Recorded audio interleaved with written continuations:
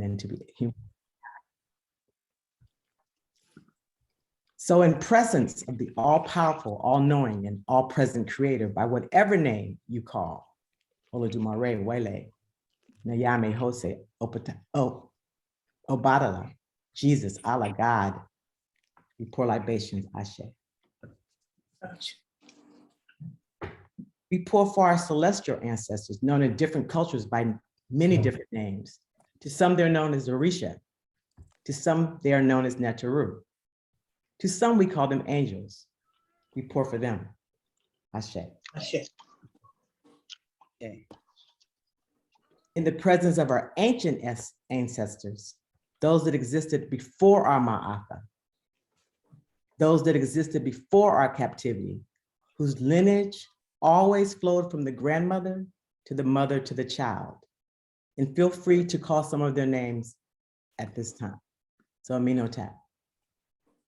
Amina.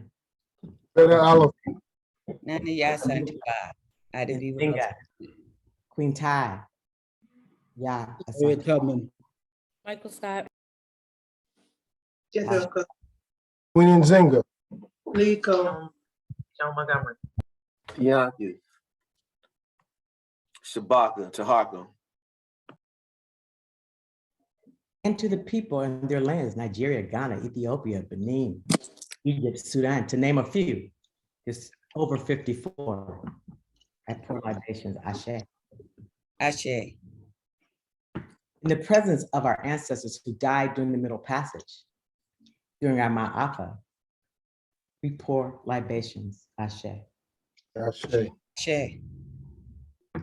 We pour for those universal ancestors, the ones that researched and taught us who we are, those freedom fighters that stood for what and was and is right, and feel free to call their names. So I call Sojourner Truth, Martin Delaney, Ida B. Wells, Carter G. Woodson, Jacob Carruthers, Richard Allen, Comrade Worrell, Irvin Davis, Bobby Ray, G2, Medgar Evers, Nana Hambala Freak, Patrice Lumumba, Donna Ajay Koto, Bobby Wright, Yeah. Samel Abdullah. Ashe, Kobe Campbell, Amos Wilson, Ashe, Ashe, Francis Cress Rosing, Ashe, Ashe, Queen Mother Moore, Ashe, Ashe, Dorothy Lewis, Ashe. Kuji Laka, Mario Badelli, Queen Nanny of the Maroons, Ashe, Dessalines, Yusef Clyde, Coogan Bookman, Absalom Jones, Mambo Lambe Brett. Marionette, King Bayano, Brett. Chagalia, Lisa Hilliard, Ashe. Ooh, I remember this. Afri, Conrad Rowell, Yakiman. Ashe, Ganga Zumba, Yanga Yang, Africa. Ashe. Bobby Wright. John Henry Clark, Edward Blyton, Ashe. Denmark Vesey, Gabriel Prosser, Nat Turner, Woo-wee. Ashe. Power. Now we pour for our personal ancestors. Salute the power of our personal ancestors, what they gave us. So your personal ancestors, please call their names. They nurtured us and they taught us, so feel free. James Bethea, Maria Bethea. Daddy Petey Joe, Cartman, Liko. Greta Oliver, Alfred Cartman, Rudy Gibson, Willie Norrington Jr. Rosemary McCoy. Willie Norrington. Ma Jackson, Mary, Aunt Irene, Big Mama Big Young Labo, Samuel, Pennington. Florida, Lena Karen, Archie Karen, Mary Karen, Leslie Thomas Oliver, Rivers, Jay. David Maddie Jones. Ashe. Ashe. And we pour to welcome the present moment. We salute the power of this moment and salute the ever-present now. Because if not now, when? If not us, who? Libations, Ashe. Ashe, Ashe, Ashe, and all those that yet to come. Ashe. Ashe. Munikasa Mudasi Nananon. Ashe. Ashe. Mikasa. Ashe. Ashe. Sante Sana, Watu Wazori. Ashe. Ashe. Ashe. We pour for our future generations. We remember them now and build for them now, so that one day they will pour libations for us. We pour. Ashe. Ashe. Ashe. Ashe. Those to be born. Ashe. Ashe. Ashe. Those yet to be born. Yeah, Ashe. Ashe. We pour to the seven directions, that's west, north, east, south, the up, the down. And we pour for the center, which indwells in each of us. Ashe. Ashe. Ashe. We pour for the five elements: fire, earth, air, water, space, the life that they all combine and make. Ashe. Ashe. And we pour for each individual here. Ashe. Ashe. Ashe. And this brings us back where we started. We began with the Creator, so we end with the Creator. So we pour 3 times. Ashe. Ashe. Ashe. Ashe. Ashe. Ashe. Munikasa Mudasi Nananon. Ooh, this room is full. Harambe. Harambe. Harambe. Thank you. Thank you, everybody. Dr. Bethea. Thank you. That is Dr. Sharon Bethea, the president-elect of the National Association of Black Psychologists. And as we have this discussion about how do we situate ourselves in our power, I'm just reminded of the names and the voices, those that we know, imagining the thousands more that we don't know. And just that question of what is it that we standing on? Like, it's already answered, just already. We ain't even said nothing, but the names of those people, that is the evidence that we can base our work on. Right? I don't need no double blind study to prove that nothing works, but my presence, our collection, our ability to stand here on all of that, right? So here we are, just, standing in our power and just having discussions about how to navigate this moment. We're in a really fascinating moment because this is an old conversation. We've been having this conversation for a long time. We was on plantations trying to figure out whether to run or stay, how to make the compromise that was best for the safety of our children. And there's no easy answers. There's no right nor wrong. Everybody here agrees that we are working for the wellness and liberation of African people. But ain't nobody finna come here on a Saturday at 1 o'clock. Y'all could be doing a lot of other things. So we're going to start with that agreement point that we all on the same team, working towards the same goal. People have different visions for the trajectory, different paths. But as we discuss the different vantage points and the avenues and paths that people are having to take professionally for their work as healers, as professionals, as parents, we got, people to feed, we got children, we got bills and rent. And so it requires us to have to think about, how do you live this life? How do you be in the system that we don't own, that does not belong to us, while also at the same time being connected to the first people on the planet, that we are the parents of everybody else on this planet. We have been wrestling with this question of how to be human, how to be well, how to teach our children for thousands and thousands of years. And that is the authority we stand on.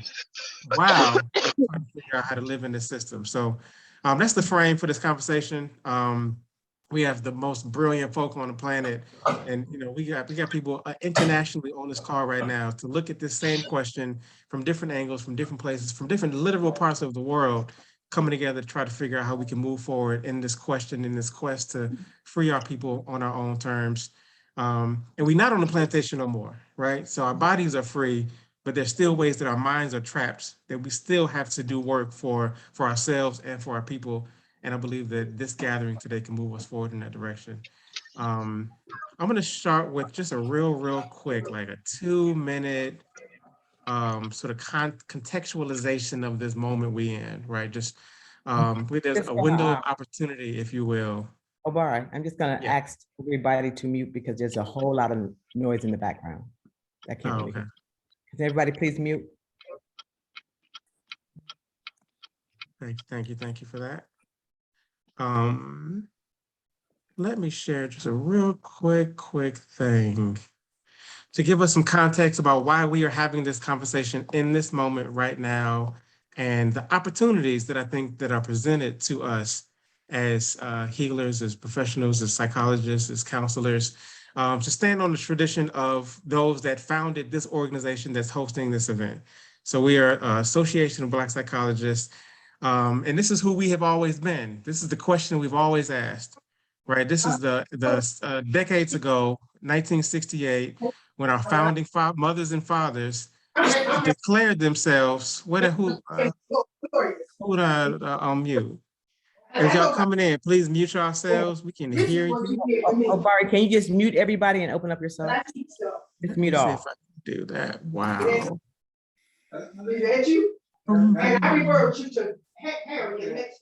We in that whole conversation.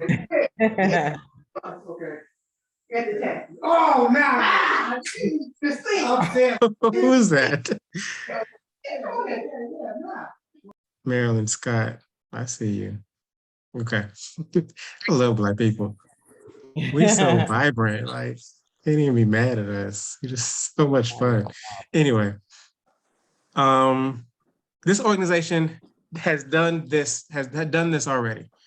Has declared themselves the authority of what it means to heal ourselves, created this association of Black psychologists, and the current chair of the Chicago chapter. We got chapters all over the country, all over the world. And we've been asking this question for a long time.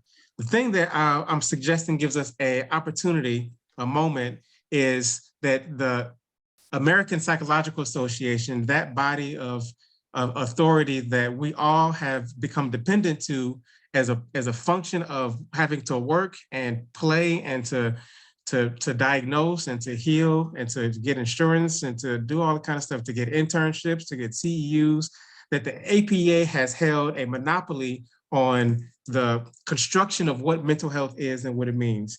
And that, you know, I had to get a PhD to do it. And then, you know, I had to struggle with deciding to get a license, and people are in different places and trying to figure out how to do work, feed themselves, our children, and also do this work of healing our community. And it's a difficult moment. Like, it's a difficult conundrum to try to figure out how to pledge allegiance to this corporation that, you know, has not served us, but has created the infrastructure that makes us depend on it. Up until now, I believe. I think that right now we have a really powerful moment because they apologize for their contributions. They've publicly acknowledged that they, while the credible source, cannot be trusted. And it's a funny apology because this is the committee of folks that created that apology, that drafted the letters, that created the language. They are all people of color themselves. So essentially, it looks like the people of color are apologizing to themselves on behalf of the APA, which is a funny thing all by itself. But what it gives us is, on their website is documentation, a history of the psychological theories that have contributed to a belief in racial hierarchy. These are the theories that are from the founding fathers of this field that have suggested that Black people are less than, that Indigenous people are less than, that we're childlike, that we don't deserve the full rights of humanity. And those kind of ideas based in science, not like the crazy folk off on the fringe, based on the Harvard, Princeton, Yale, the epitome of science, inspired violence and harm for generations. And so now they saying, we bad, my bad, we ain't mean it. But we've always said, no, we got our own thing. We have our own way. We don't need you. And we also have to figure out how to navigate this world in which you have created this monopoly. So the Black psychologists did not accept that apology. We firmly stood ground and said, nah, that's not enough for us. All this is documented. I'm gonna send links for what this means. And that brings us to this point here where we're asking this question, not who has the authority, but what does it mean for us to stand in what we know to be true, which is that only us can do this work to save ourselves. That even if they wanted to save us, they could not, because they don't have the tools. You can get the best and the brightest of the Yale, Harvard, Princeton psychologists together to say, can you come up with some intervention to heal Black people? They would put something out into the world that would do more harm. That's the reality that we're in. They do not have the expertise to heal what we are broken, because they did the harm in the first place. We can't go back to the people that broke us and ask them to fix us. And so what does it mean for us to stand in our own authority, to create our own credentialing processes, our own licensing processes, to heal our people, and then to fund that, to create that infrastructure behind that we can hire ourselves to do that in perpetuity, is where we are in this moment. And here we are. I mean, we got some brilliant folks to help us figure this thing out. to ask the tough questions. And I want people to walk away, professionals, early career professionals, older career professionals, to figure out like, what is it that you can individually do to distinguish yourself as a Black psychologist, a Black counselor, not just in face, not just in presentation, but in theory, in practice, and in credibility. So that's the frame for where we are. I'm gonna open up, let me get Dr. Sharon Bethea and Dr. Derrick Wilson, who have been working for years to create a credentialing process on behalf of ABSI to begin that credentialing process, the credibility to say that we can do this, we have done this, and now we're going to stamp our own approval on our ability to continue to do it and train each other and our students to do it. We're not going to keep sending people out to say, you know, to learn Freud and Skinner and Watson's theories, because those people, they are now saying, have not had our interests in mind. We knew it the whole time, but now what do we do with that? It's given us the bullets to destroy the hierarchy that they've had, not even in just physically, but also mentally, spiritually, emotionally. And we're trying to wrestle ourselves away from that. And this conversation is helping us do that. So I'm going to give the floor to Sharon Bethea to help us see what they've already begun to do with ABSI that can give us some of the groundwork to claim this authority and to, you know, do the work that only we can do. I'm gonna make you a co-host so you can share your screen, and then I'm gonna mute myself and you can just have the floor. Host, Sharon Bethea. Okay. You should be able to share your screen now, Doc. Is it all good? Can Yeah. people see? Yes. All right. Real quick, you might have some people in the waiting room. Real quick, can you just let them in and then we'll let them back in later? You know, when I put this up, I can't see nothing. Leave it alone. They'll be okay. They came in late. It'll pop up on you. Don't worry about it. Just keep going. Okay, let's try this again. Okay, I know it's supposed to be a conversation, but I'm gonna do my professor thing just so we have a little more to conversate about. And so we just kind of put up this whole notion of authority, like it was like, yeah, we've always had the authority, right? We've always had the authority. So what I'm gonna do is kind of quick, it's gonna be so quick, walk us through, Dr. Wilson and I are gonna walk you through, I'm gonna go through part of it and pass the mic to Dr. Wilson. And so when we look at this, I just wanna make sure people understand, because sometimes we get asked the question, what is the mission and vision of the Association of Black Psychology and what it's always been? The Association of Black Psychology sees its mission and destiny as the liberation of the African mind, empowerment of the African character, and the enlightenment and illumination of the African spirit. We love that mission. We get asked, we love that mission, so no change in that. The purpose, promoting and advancing the profession of African psychology, influencing and affecting social change, and developing programs whereby psychologists of African descent can assist in solving problems of Black communities and other ethnic groups. So now I'm gonna really go quickly. So just giving honor to those founders, that picture that. Can you make it full screen? So everybody can see it clear. That better? Much better, thank you. Okay. So just honoring those founders, that picture that Dr. Cartman showed you of them literally taking the stage from APA. These are some of the people, or most of the people I think, who were on that stage.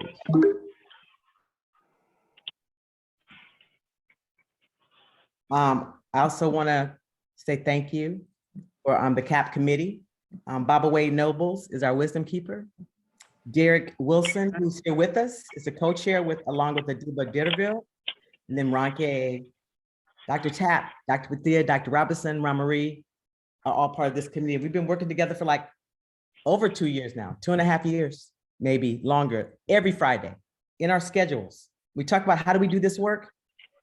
Even at my job, they cannot make an appointment with it. And we do retreats. So we were very serious about the work that we were doing. And I'm just gonna do that quickly because I'm hoping that Dr. Wilson can tell you more about this. This has been going on since 2006 in different iterations. And I'll have Dr. Wilson explain that later after I run through these slides. So our philosophy, the old sages African sages were scholars, priests, officials, and healers at the same time. The intention of CABP is to determine a path and process for developing and certifying current and continued work and engagement in the area of African Black psychology.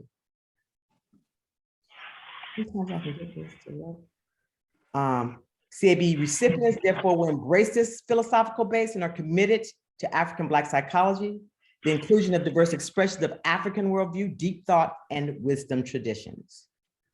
The certification, or CABP, is grounded in an African philosophical corpus of teaching, clear-sightedness through penetrating ancient writings that reveal the knowledge of things and provides the ability to unravel the mysteries of life, and is dedicated to finding the right path and purpose rooted in ancient and traditional African philosophy. So our preamble, professionals who hold a CABP certification are individuals who have met the criteria based on demonstrated skills, knowledge, and abilities. Meeting these criteria asserts that ABPSI can reasonably expect the implementation of culturally appropriate African-centered skills to various areas of teaching, research, clinical practice, and community programming. I think what's kind of cool about what we do, we also certify community programming that has the same mission. Certificates are to participate in CABP-related activities to maintain their certification, and they stay current with the changing dynamics within the communities they serve.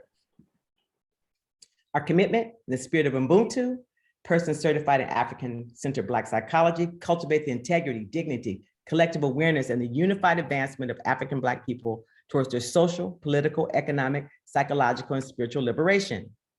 Persons certified in African-centered Black psychology accept the responsibility for the well-being of all African Black people and not in conflict with the survival and progress of African people. So this was shared with us by our wisdom keeper, Baba Nobles. He said, I waited at the counter of a white restaurant for 11 years. When they finally integrated, they didn't have what I wanted. And that's a saying by Big Gregory. So when we talk about authority, and I put his picture up so everybody imagine his voice in your head. As a co-founder, past president, and now wisdom keeper of the Association of Black Psychologists, I have only missed 2 national conventions in 53 years. During all this time, I want to note that at this time, certification may be the most important discussion for ABPSI. To take the authority to certify is to recognize and lay claim to a body of knowing that defines the special parameters and content of our being as a science and disciplinary praxis. I want to defend ABPSI's claim to certify by explicating the meaning of being, authority, and science. In African thought, as I understand it, this is still Baba Nobles, being goes beyond just living or existing. Being is to have an enduring knowing and knowable connection to the all that informs our beginning, belonging, and becoming.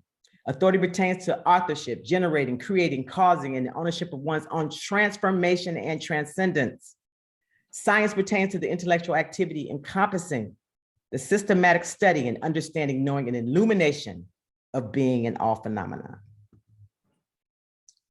So hence, without apology, and this is his words also, hence without apology or permission, we declare and affirm that the ABPSI recognizes, reclaims, and respects our way of knowing and being, and therein take the authority to certify the proficiency and mastery of the body of knowing that defines the special parameters and content of our being as a science and disciplinary practice. Purpose advances the interest and image of Pan-African Black people, continental and diasporic, and contributes to the forward-flowing progress of humanity. So I'm gonna do the core foundation right quick, and then if Dr. Wilson can come in and we'll go back and forth from there. So we talk about our core foundation. We talk about knowledge, skills, and experience. So foundational knowledge, theories, principles, methods, and terminology. So learning that, reading that, your activities such as jechnaship, because part of the African tradition is that we pass on, we teach, we become responsible for those yet to be born. So activities relative to creating, critiquing, challenging, and correcting ideations that support the liberation of the African mind, empowerment of the African character, and enlivenment and illumination of the African spirit. So we talk about this notion of jechnaship. Jet is the personage that guides the transformation and transcendence of self and others. And your experience, evidence of one's African-centered personal growth toward Ubuntu. I am because we are, to liberate the African mind, empower the African character, enliven and illuminate the African spirit. So as you see, as we built this out, that we kept in mind what our mission was. So we have portals and pathways, all of them being knowing, skill, set, and experience. We have 4 portals and pathways. If you saw at the beginning of my slides, there was the pathway under the baobab tree. There was a portal into our ancient knowledge. And so when we talk about the different portals, we have knowledge and knowledge production.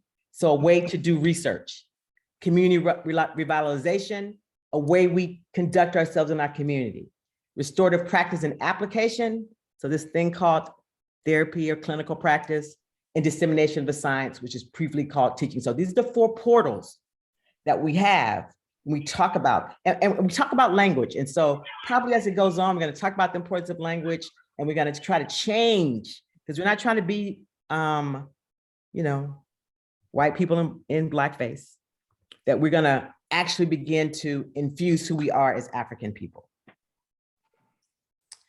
So I'm going to do the knowledge and knowledge production. Then Dr. Wilson, if you don't mind, we can pick it up from there, and then we can go back to the end and talk about, and you're going to have to let us know when our time is up.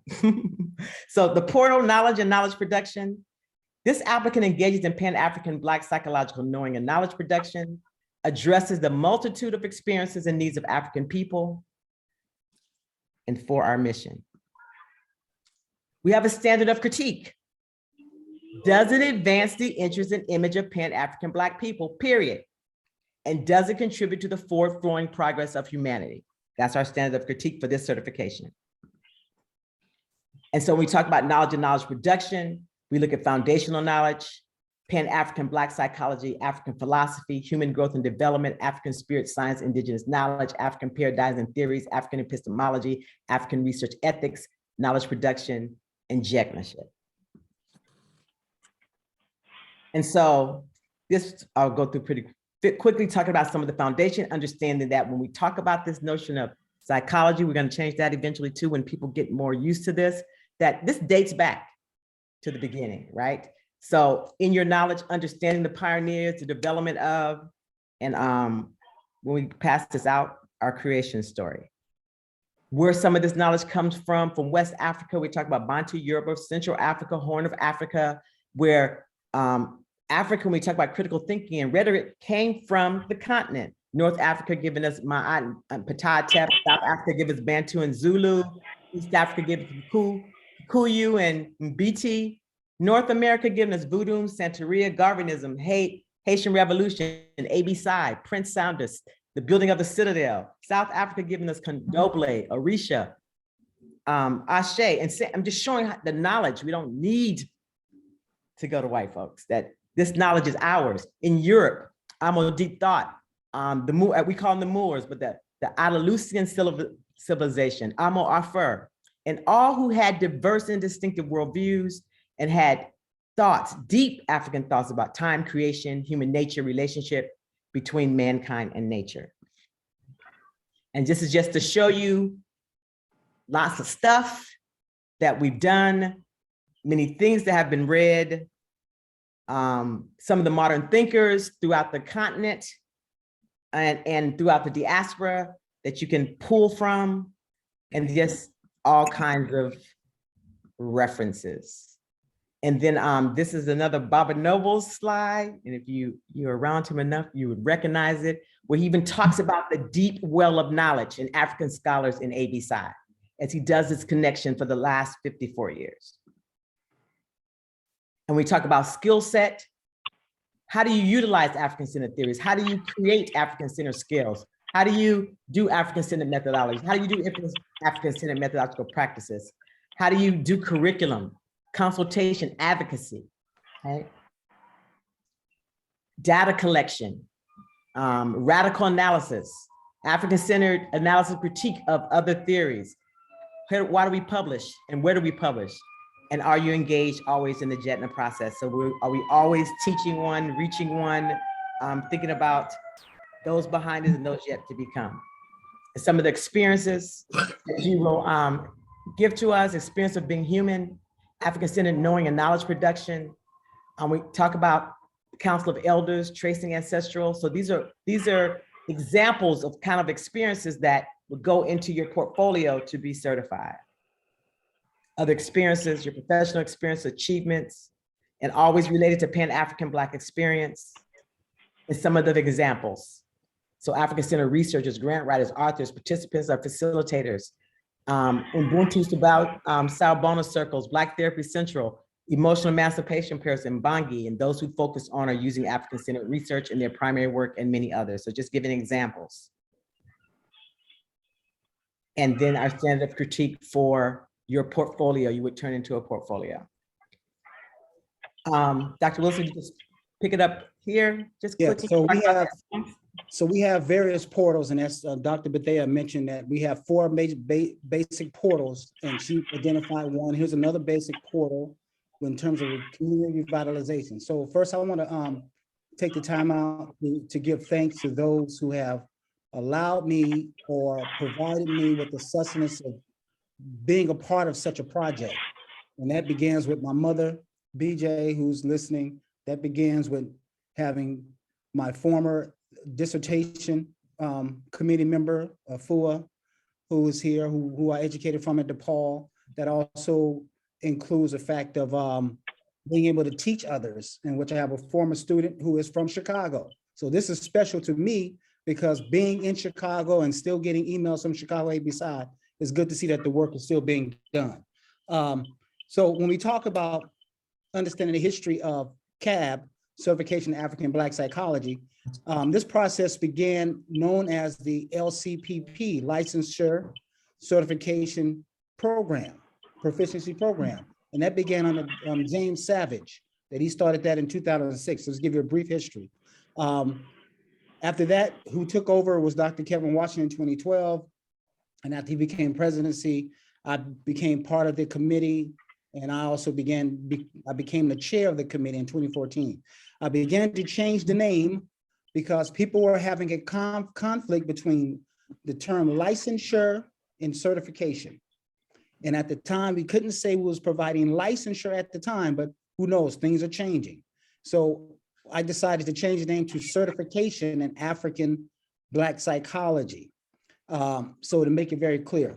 And those are just the presidents who are listed under my regime that I give thanks and honor to for allowing me to continue to participate and do this work. So we can jump back to the community revitalization. So I'm not going to go through all what Dr. Bethea demonstrated to you guys, that under each portal, there are certain things that we're going to be looking for. Not very specific, but we're just giving you examples of those things.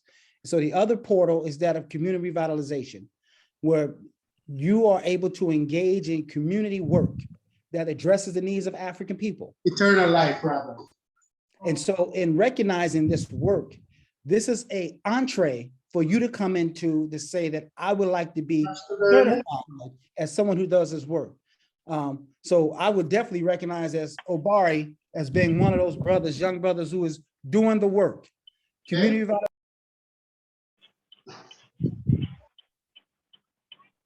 So this is the example of what Obari.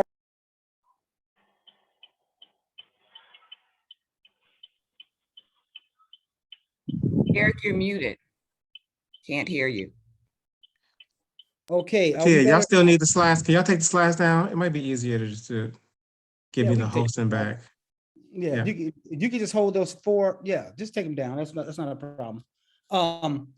So the bottom line is I would like to give thanks and honors to those who have allowed me to be here and participate in this endeavor, starting from my mother, BJ, who's online listening, to Queen Afua, who's actually helped me in my progress and transformation through DePaul University in Chicago, to having a former student of mine who is actually from Chicago, also listening online. So these are the folks I like to give thanks and knowledge and understanding that without my work, it would be there because of you.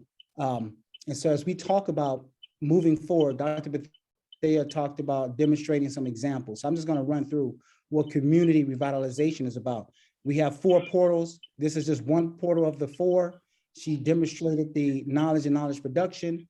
Community revitalization has everything to do with, you know, providing prescriptions for our communities, being able to work on behalf and the needs of Black people, African people in our communities. And as I've said before, I will consider like an example, Obari would be one of those people who could be seen as a community revitalist, as someone in the work that he does, and that I keep hearing about, which is wonderful, in terms of assisting the community and refocusing the community on what healing practice is all about. So there are just some processes that goes in that. We see that the standard critique of interest and image dialogue and all that good stuff. How do we understand ourselves? Being a Jagna still in the community. Some things are consistent throughout, but ways it could be expressed within the community is sustaining or affirming rituals and events, looking at advocacy and activism. This is one of those events that we're doing, expressing ourselves in art, dance, drum, spoken word, understand all African practices as community practices, looking at practices of healing, whether, you know, we go to barbershops, hairstylists, acupuncturists, or natural healers in our communities, those who does all kind of other work too, and doing spiritual work. It's definitely important when we talk about spiritual work within what is certification all about. And so we understand that as we continue to do outreach work, we continue to do understanding patterns that affect our community. Now we have a pattern of Black folks moving back to the South towards warm weather places, just like there was a pattern of Black folks moving from the South to the North and to the West. We need to understand these migratory patterns and how they are still reflecting an Africanness, an African sense of being within these patterns. So we can begin to look at all kinds of other assets or avenues that definitely impact who we are and what we're about. So let's move forward to the restorative practice. Restorative practice is looked at those individuals who does counseling work, clinical work. So the bottom line is that this certification is not simply about just being counselors or therapists, but it is about other avenues in which we interact with our people. And I'll expound more on that in the next one. But the restorative practice has to do with engaging in looking at clinical precepts or clinical ways of understanding mental health, well-being from an African-centered perspective. So anybody can be a part of this. You do not have to be part of ABSI to be a part of this effort. So everybody can participate in this. So we begin to look at what the applicant can do. In other words, how do they transmit information? How do we put this information to the community? Dissemination of the science is one thing that we do as professors and teachers, understanding that we are in the business of raising the next generation, educating the next generation. So particularly at HBCU, but if you're working with Black students anywhere, it is your understanding that when you teach, your job is to what? Liberate the African mind. Your job is to empower the African character of your students. And your job is to enliven and illuminate the African spirit of who we are. And so dissemination of science is another entree as a portal that we can jump into. Let's go to the next slide. The next portal that is. That's the last portal. Okay, and so when we begin to understand that this is for everybody. So this certification program is for everyone in the community. We're not being so blinded or limited to those who can gain such information or certification. And I say that to give you personal testimony in the fact that people have received certification through ABSI. And when they put that on their CVs and they have to be, say, like a forensic, they got to go to the court system and they ask for their credentials. Courts have contacted me to find out, is this real? And it definitely works. It's real because as a body of Black psychologists, the board, this is a board approved certification program. And within this program, since it's board approved, the idea is that we are the experts. We are the ones who have the knowledge and understanding of working on behalf of African people. So certification, obviously, in Black psychology is here for us, is here for you, it's here for whatever endeavor that you would like to participate in. I want to give thanks to Brother Onaje, I think he's here, that he was at another presentation in which we had brief communications already. So social workers can be a part of this, right? Educators can be a part of this. Nurses can be a part of this. Anybody can be a part of this as long as you demonstrate those what? Key principles. How well are you working on behalf of African people? And lastly, I want to say is this: the time is now, because we have the authority to certify, and we are going to create the authority to license as we continue to work in this process of recognizing what is needed for our people. And so we don't need permission from others to say that, can we certify? So I've already given you our admission about, even court systems looking for documentation saying, is this real? This is real. And we are here to say that our expertise is still as important, if not more valued now than it has been, particularly compared to some of these other Eurocentric organizations. So I just want to say that, we are here, we welcome you. Part of it was to give you an understanding that there is a process, an application that one has to go through. You submit your application, is reviewed by the committee, and then we provide you with clarity in terms of where you stand, in terms of how much knowledge you bring forth and the works that you have done in the community. We provide that clarity, and we sit back and say that everybody is welcome. We need you, and we need this collective fight to say that we can create our own certification and licensing agencies. But we're not a license yet, but we're working on it. Thank you, Derrick. And just to summarize right quick, we just wanted to give you a flavor. I'm gonna also, I'll say, Derrick, please join us, because we need everybody for this to work. And we're on the move. We're on the move doing it. And so this notion of authority, we got authority.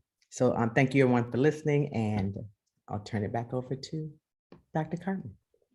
No, thank y'all so very much. Such a powerful movement, and thank y'all for the years of work that y'all been putting into this to set it up for people like me. I'm out here deciding not to get a clinical license from APA, but not having nothing else to lean on. So this is really powerful just for me personally. But that question Derrick asked, is it real? It's such a rich question. And I know people are sitting there like, I hear you and it's dope and it sounds good, but can I use it in the real world? Like, does the insurance care? Does my employer care? Can I eat off of this? And so I want to get into some of those questions, right? How do we do the both? How does some people decide to do one or the other? What they can use it for? Just to really get really practical about this. So I'm going to invite the panelists to start to share their reflections on your presentation and talk about their own individual walks professionally and spiritually and emotionally, just so we can get a range of ideas shared for everybody to make their own decisions about this. I could only imagine how much more powerful this movement is when we get numbers, right? You can go to a state, you can go to somebody and say, no, this is a real thing. And real is based on the power of the people endorsing this thing. So I think that's what's really powerful about what we can do collectively.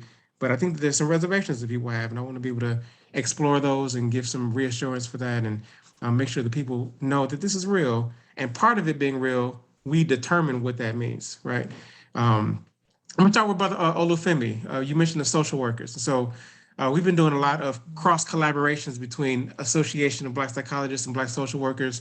That's the funny thing about like the credentialing process is it gives us these labels, and now we got two different associations doing the same work, right? Now I call myself a counselor, and now I don't know if I can go to the psychologist thing, but these sort of arbitrary labels don't even mean nothing if we are doing the same work. So I really want to start with you to bring in the cross collaboration of what the social workers represent. But I also want you to specifically speak to, I didn't prep you for this, so please forgive me. But like, one of the things that I think that you're really valuable about is like, we see you here now, Okomfo Olufemi, but like, I'm also on your Facebook page, right? So I know you can also switch it up, right? I see you suited and booted. I see you with your frat brothers. I know you working in schools, right? Yes. And so you got to dance these worlds in a way that I think a lot of us are having to figure out what that means to be African in our full essence of what that means, but also work in a school doing counseling while also being in our families. And I mean, just sort of dancing in these worlds, but being true to ourselves at the same time. So you can speak on that too, but just also share whatever reflections you have about the value of the certification and what it means for social workers in that field. Yeah, well, first of all, I want to bring greetings on behalf of our national president, Melissa Haley, of the NABSW. I also bring you greetings on behalf of the Pan-African Affairs Committee and also the African Center Academy of NABSW. And just have gratitude, for inviting me here to this Liberated Zone here on this Saturday afternoon. The conversation is powerful. And the work that was done, I mean, there's no need to really recreate the wheel. And this is a model that the social workers in NABSW need to be a part of this movement. And we need to be really coalescing together moving forward, because we're fighting the same fight. We're all at war. We may have a different title or a different label behind our names, but we're at war. And we're soldiers, on the front lines for liberating our people. So there's no doubt about it. I think we can definitely use that as a talking point for what we got to do for ourselves as far as practitioners in the field every day. And most importantly, I think what the ramifications of this particular movement and in this PowerPoint is that we got to be able to speak for ourselves. Okay, it's got to be self-determination. And the worldview of the European and the African is irreconcilable. So if we acquiesce and we allow them to continue to speak for us or control the narrative, then what are we doing? And in the social work world, on my job, I'm a school social worker. So all of the adaptive behavior skill protocols that I use and other instruments, all either coming directly or indirectly from the APA. Okay, all of the social emotional scales, the WISP, all those things we're using to diagnose these children, but we all know that they're culturally biased. Okay, our worldview is completely different, and white supremacy and domination attacks us, and it's caused all these epigenetic harms, the depressions, anxieties, the health issues. So we know that. So now I think it's time for us to really engage this conversation of really breaking away. Now there's going to be a fight, but the ancestors are with us. And as we said on Thursday at the Lunch and Learn, with the NABSW Lunch and Learn, is that this movement that we're talking about today, this is an ancestor-led movement. And yes, it has all of the academic features that we saw on the PowerPoint there. But Sharon Bethea, Derrick Wilson, y'all are the voices of the gods and the ancestors. It's not about the ego. So we're at this time and place of liberating our people and doing real nation building work in real time. And to address your question, Brother Obari, on my job, I work in one of the poorest neighborhoods, in the city of Richmond, in Richmond, Virginia. And I'm at, MLK Middle School. So, we serve 5 public housing projects. So we see the children coming in, with dealing with gunshots, poverty, all those things that have really been impacting our people since we've been here. So, so as my role as the social worker, and definitely as an Okomfo, I got to make sure that the ancestors are there with us every day. I'm at my shrines, pouring in Paya, Nana Surgery, at Tigray, at my Motia shrine for Nana AC. And so then when I'm walking in the building, I'm having the power of the Abasum there with me. And when I'm dealing with my young brothers in my male development group, the Young Kings of Action, we're giving them, the brothers facilitating the group, we're giving them in real time the reference that they're public enemy number one. Okay, that the attack, this unrelenting attack, is directed towards them every day. So that's the whole liberation model that we got to be using when it comes to what we're doing on our jobs. And me as a Black man, as a husband, father, warrior, nation builder, we got to be the emissaries of that healing power, the cultural reality. And again, we don't need permission from any of these different organizations to give that to us. We've been empowered by our ancestors. And as I kind of round this conversation up, I also want to give a precedence to our healers, the midwives, okay, the herbalists that were here in the South, the hoodoo and the voodoo folks that were doing the work. So that tradition never stopped. Now we just went the route of once we became educated of getting the certifications. But in my family here in Richmond, I have a tradition of herbalists, of healers, of midwives.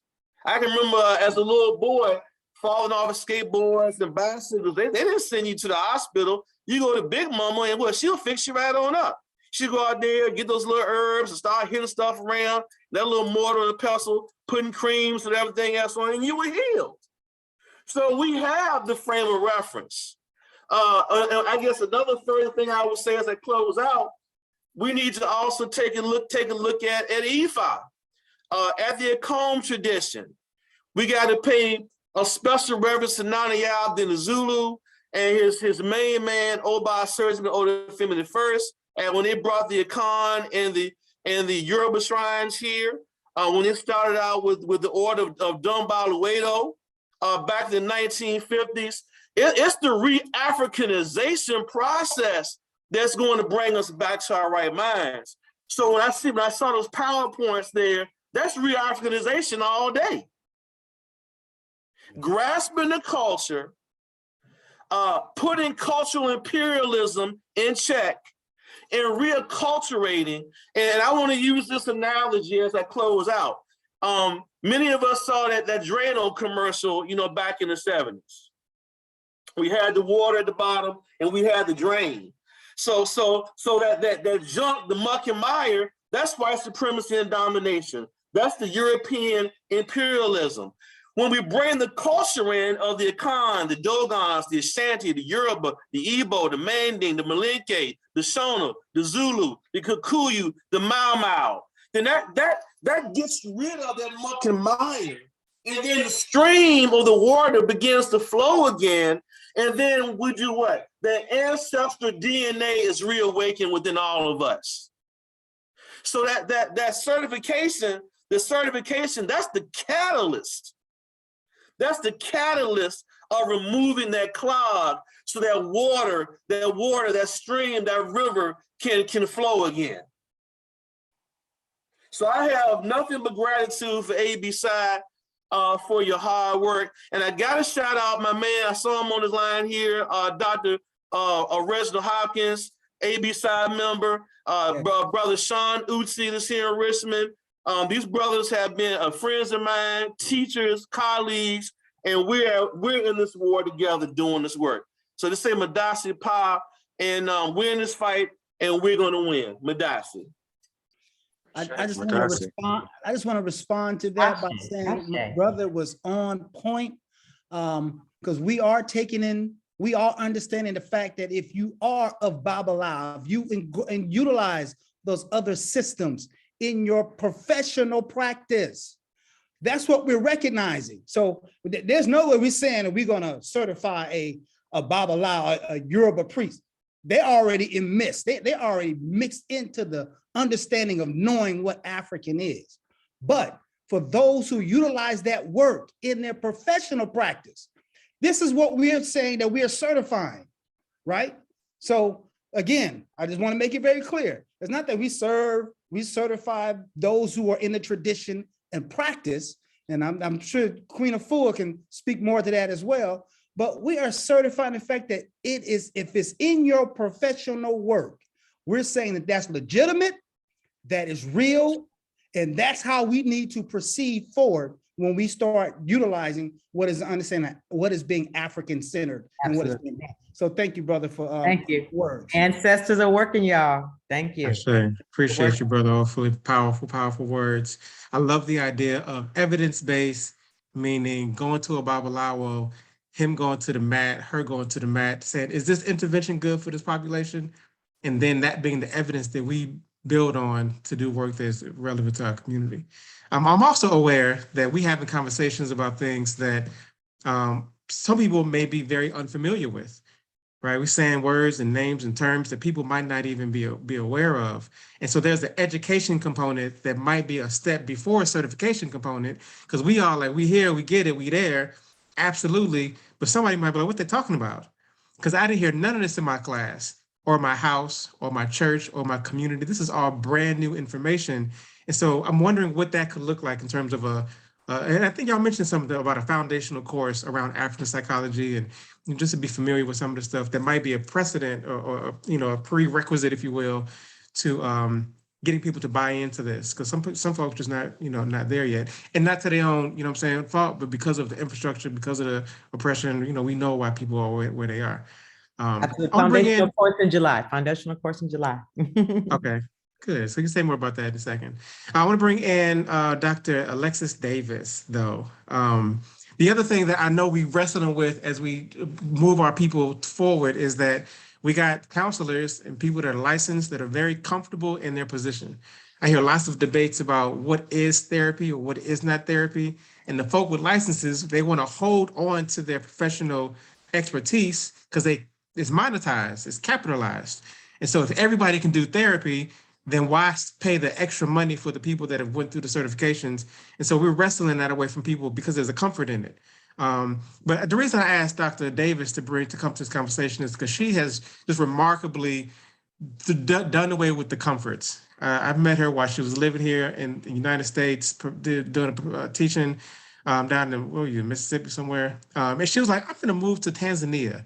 And I thought that she was kidding. I was like, why, how, who there? And just nobody. She just on a whim or on an ancestral calling say, I'm going to move to Tanzania and make a life out there. Right after she finished her PhD, got a clinical psychology degree. And is out there making it work, trying to figure out how to do healing circles and try to market herself. And so I just wanted to bring her in because she had mentioned in an off comment about establishing an ABSI chapter in Tanzania, right? And that's the kind of thinking that I think we need to be able to do this in a real way. And so I wanted to invite her to introduce herself, to talk about what it means for you right now in another country, to go back to the source, to be where our people at, but also still balancing and wrestling with this professional question of certification, of licensing, what to call yourself, how to get clients, how to eat. Like you figuring out how to eat out there in real time, away from the comforts that we've all grown accustomed to. So I want you to share what this means to you and how you're making all of this stuff happen in your own life, in your world right now. Dr. Alexis Davis, please. All right, peace. Thank you all so much. Easier to eat in Tanzania for sure. Yeah, more affordable and true organic food here too. So give thanks for that. So first of all, I'm kind of speechless because I feel like this is also just like a call, answering to so many like calls that I've done, prayers, meditations, manifestations, asking like for clarity in what it is that I'm actually doing. I know I'm just, sometimes you just really follow and you just ask along the way. And so that's definitely what I've been doing on this journey. So to see ABSI offering a certification when I chose not to go the APA licensure route, a lot of my mentors didn't really know how to give me feedback in regards to what that would look like, even affirming that as my choice.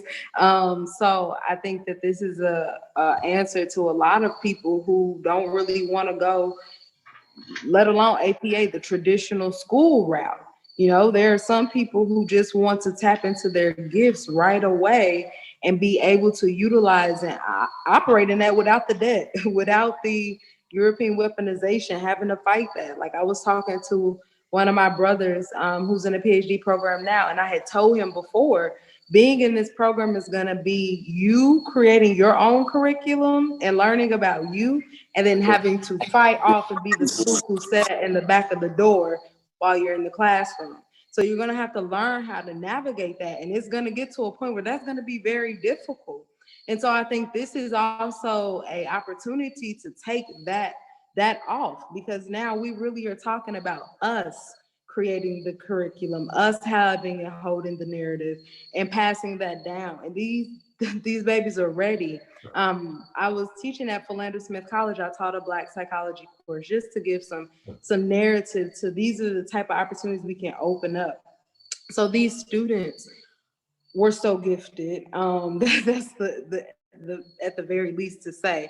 One student literally saw a picture of my grandmother, had never seen it before, and said, I'm so tired of seeing her. She's just always walking behind you. Like, and all these female ancestors are walking behind you. So imagine if we cut out that college, that university, that Eurocentric thought that I have to rush and I have to do this to meet standards. And we really took it and gave these students, these babies, opportunities to cultivate that gift and not have to go through, this is demonized for me to be able to see this. This is wrong for me to be able to heal in this way or heal others in this way.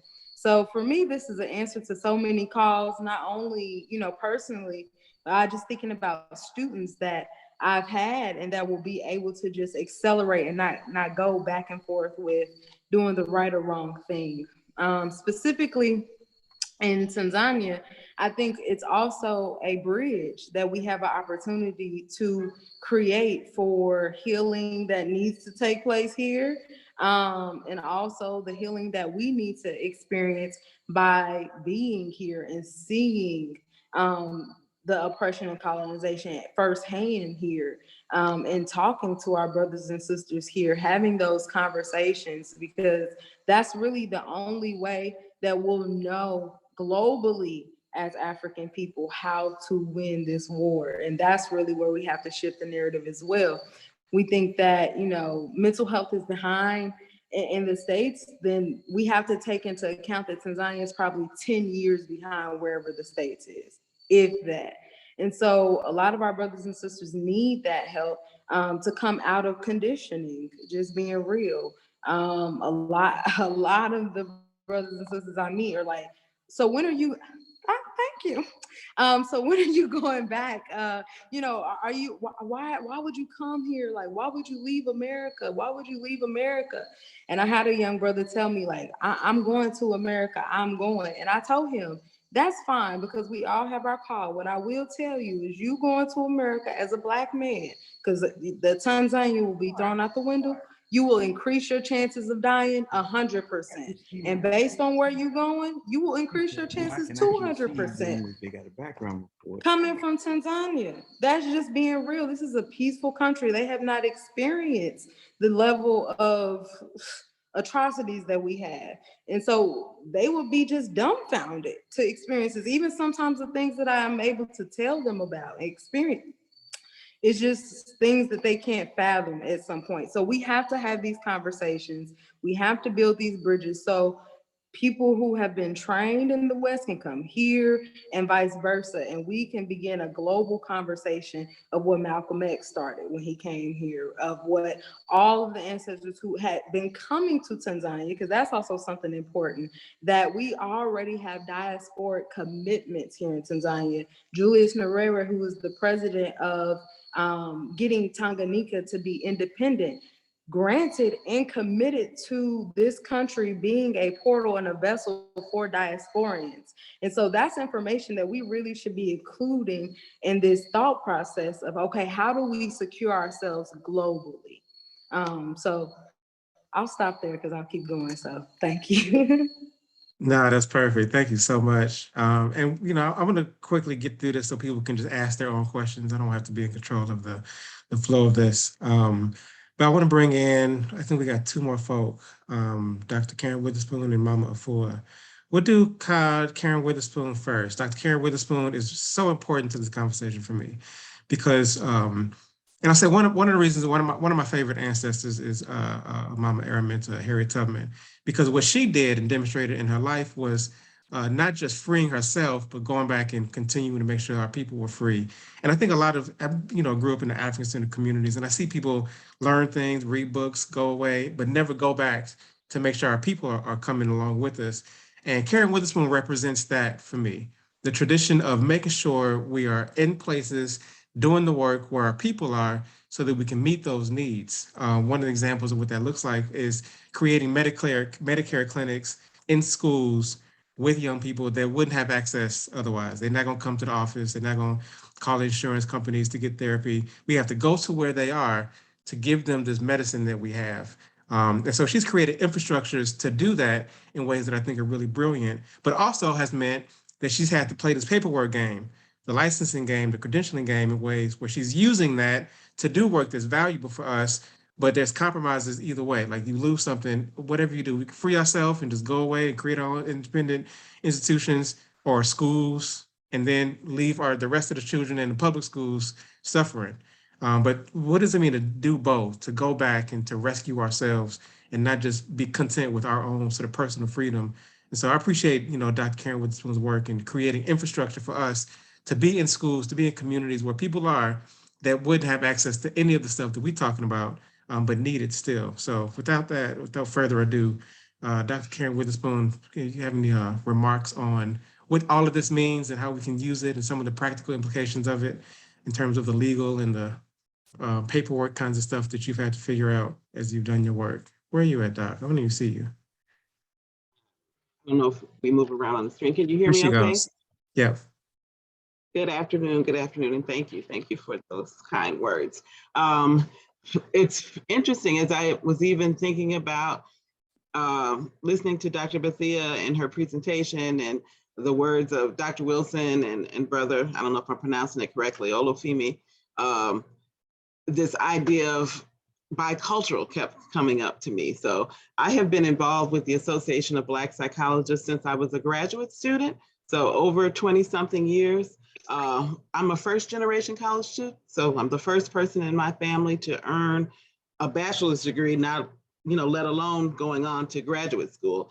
And so when I say that, to say that one of the ways in which I feel like I have been able to position myself in a way to be helpful in my community is aligning myself with like-minded people, aligning myself with organizations that help me to feel like I belonged and who inspired me and encouraged me to go on. And so at the undergraduate level, that was my sorority, Alpha Kappa Alpha. When I came to graduate school, it was the Association of Black Psychologists. Very early on, I had a faculty member who was participating in the organization, and so I joined the organization at that time.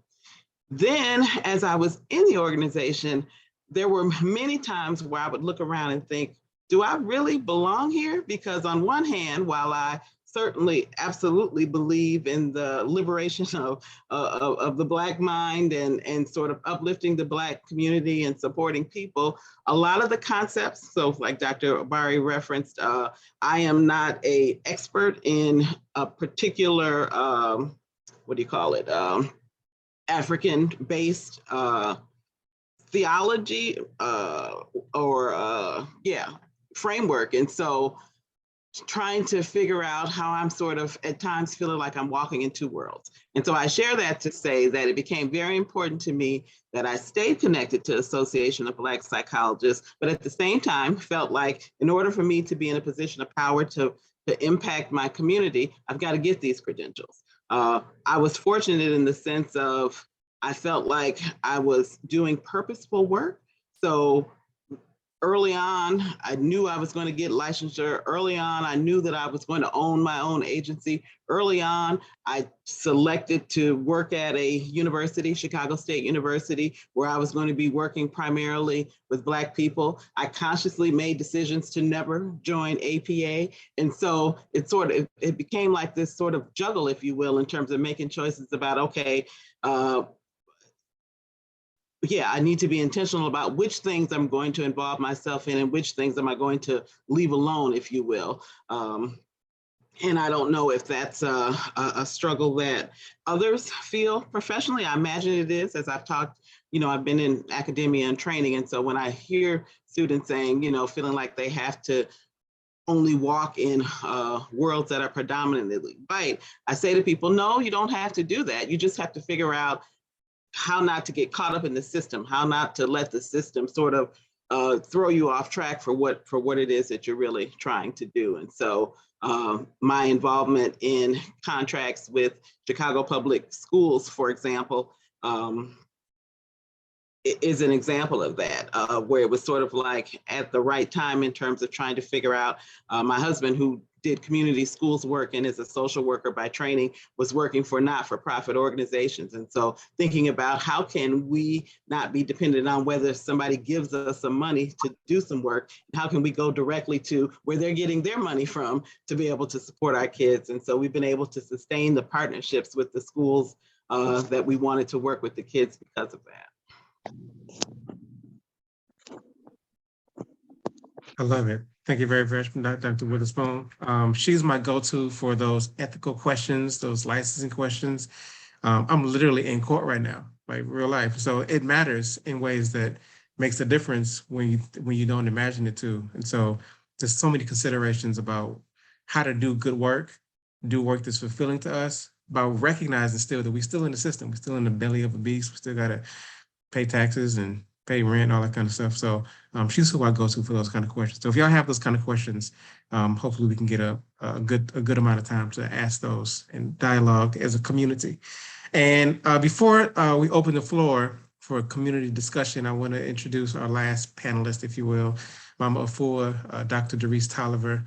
And I say that on purpose. She's Mama Afua and she's Dr. Derrise Tolliver. And she really carries both of those very, very well in the work that she does, and having both the certification and a APA certified license. But she's a sort of a model for me. And how do you stand true, but also be connected to universities, but also be connected to community, grassroots, you know what I'm saying, urban gardens, right? She's done all of it in a way that I think is really, really powerful. So we'd love for you to share your reflections on this whole conversation and how you've managed to do that in your own career and be successful at that and define success on your own terms. And if you have any sort of suggestions for any students or early career professionals on how to, you know, walk that path, toting the lines, but being very, very firm in who you are. Thank you, Obari, Dr. Cartman, for that beautiful introduction. I was like, who's he talking about? So I appreciate that. There's an African proverb that says it's important for us to start correctly. So I want to do that by asking elders on the call if I may continue with my comments. You may continue, Helen Evans. Hey, Helen, it's good to see you, and thank you for that. So I just feel so full right now. I have to say that because I had some ideas about what I wanted to say, but I had to throw those out the window because following all this wonderful information and all this energy and feeling the power and the strength of our ancestors on the call, in the room, in the world, it's like, okay, go here. So first I want to say I got to where I am because of my most immediate ancestors. And I have to call Mama Gwen's name and Daddy Tolliver's name and my grandparents and my great-grandmother, who was a powerful, strong African woman who pulled a knife on this white man who told her, you have to work for me. It doesn't matter that I've oppressed people, that I went back on an agreement we have, you have to work for me. And she leapt across the table. This is my mother's story to me. And said, Mama Fanny pulled the knife on him and said, no, Mr. Herman, I ain't gonna work for you. And ran him out the house, never to come back again. She was the man, what they call the station manager, running numbers in Fairfield, Alabama. So she had a really important position at that time, right? Taking care of the community. Taking money, putting it aside, the money she made, she had to bail out people who were who had been arrested for what they were doing to take care of their folks.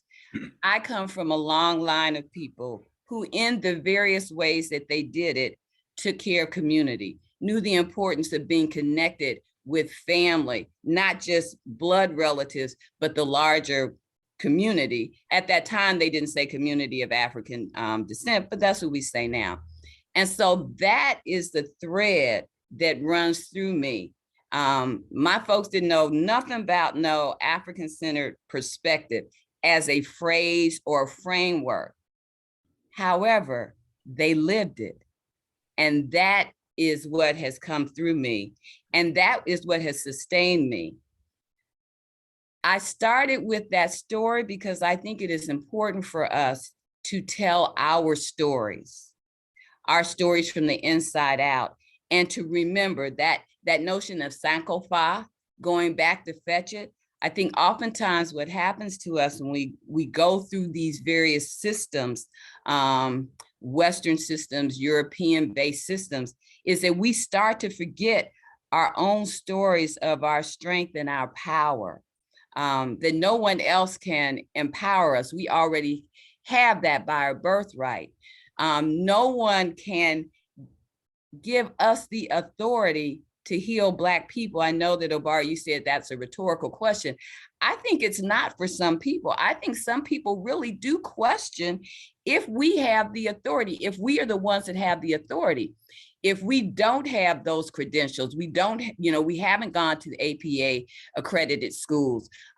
We haven't done the APA accredited internships. We haven't gone to the places that those other people, I'm not gonna say dominant, because I don't see them as dominant, but we haven't gone to the places that they say we need to go to because they have identified themselves as competent and legitimate authority, and hope that they can influence us to embrace that, which is not the truth for us. What I say is that we have to go back and remember Sankofa, and remember those stories that are the evidence that we are the ones who can heal ourselves, that we are the ones that are competent and a legitimate authority. I think sometimes we go to school, and the purpose of these schools that we go to and these institutions that we are in are to make us question and then throw away ourselves as competent and legitimate authority.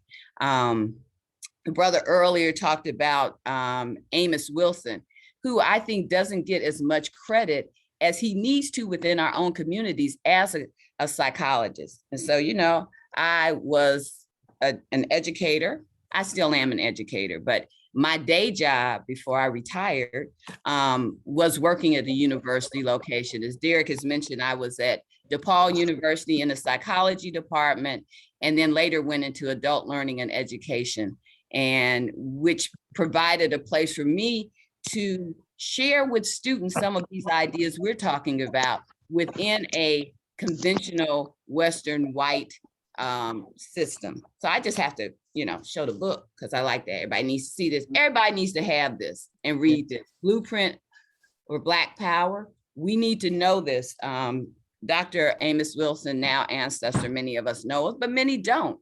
I remember when I first started teaching at DePaul University in the psychology department, and I developed a course on psychology of the African-American child because, of course, all the many years DePaul had a psychology department, they didn't have anything that spoke directly to us. That was the reason I was there, right? Because I needed to share and learn more, but share with Black students primarily. That was my focus. That's who I be for, to help them understand that it is important for us to do the work for us. And I remember seeing Amos Wilson's book, Psychological Development of the Black Child. Copyright 1978, still one of the most fantastic books that talk about our children. And it was such an eye-opener for me because he talked about African children on the continent, our strength, what we could do and what we needed to know about how powerful we are. And so there's so many people who help us gain that knowledge and help us embrace the strength of who we are. Obari, you asked me about talking about kind of being in both worlds. When I came through many decades ago, I did go for my license as a clinical psychologist, because at that point, that was what people said you needed to do. And I did it and I passed it. So I had that in hand in case it was something that I needed or I thought I needed. When ABSI came up with the certification and launched the certification for Black African psychology, I jumped at that without question, because that really spoke to me and speaks to me. You know, we've all seen the presentation about that, where it talks about you don't have authority to work with us if you don't know us, if you're not for us. And that's really important. You got to be for us. You got to be for Black people. You got to know our stories. You got to know what's going on with us. You have to understand our spiritness, our spirit nature, and not just think that that's, you know, okay, that's an individual proclivity. That is at the heart of who we are. You've got to know that for us, wellness is about harmony, balance, and good order, and what that looks like across avenues that we walk in and that we be in. You got to know our stories of strength. You got to know that we have always fought for our liberation. We have always been committed to our freedom. We've always fought against oppression. You got to know the stories of people who have said, I don't have to have the credentials that are identified or stated that we have to have, given by those who have been our oppressors, those who have been our enemies, those who have developed systems that have been developed to kill our spirit.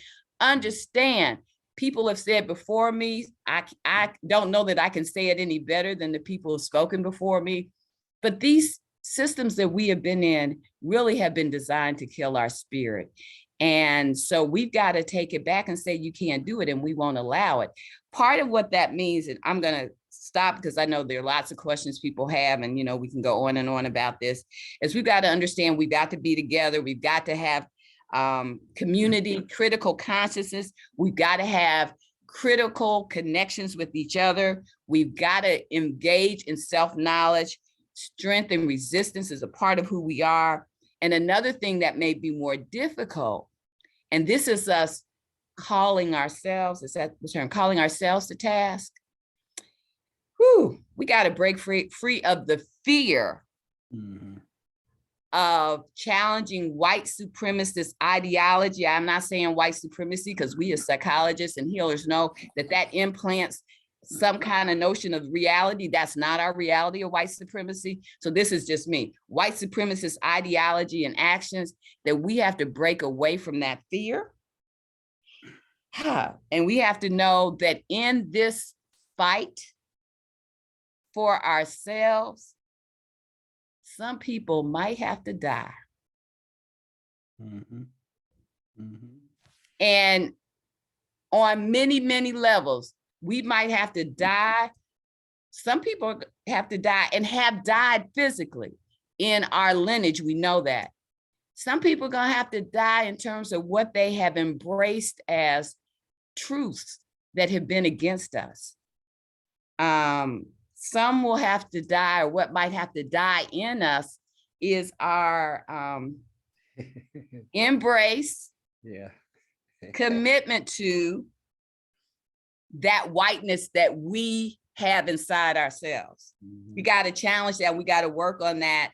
Not just work on it, we got to eliminate that whiteness. And I say whiteness as a concept in terms of those things that are against us, that support, encourage, some of those things we saw in that apology thing that aren't for us.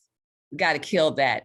That's the concept I'm saying. I want people to be real clear about that, the concept I'm talking about. And so I'm going to just leave us with 3 things as I thought about this. They came to me. Who you be for. That's what this is about. That's what certification is about. Acknowledging ourselves as competent and legitimate authorities to say what constitutes healing, what constitutes wellness for us as people of African descent. Let me say the other 2, because this involves some of the things you talked about, certification and licensure. If you are familiar with the mythology of the Iliad and the Trojan horse and all that, you'll understand this reference. Beware of Greeks bearing gifts, and past behavior is the best predictor. And I'll just end it on that note.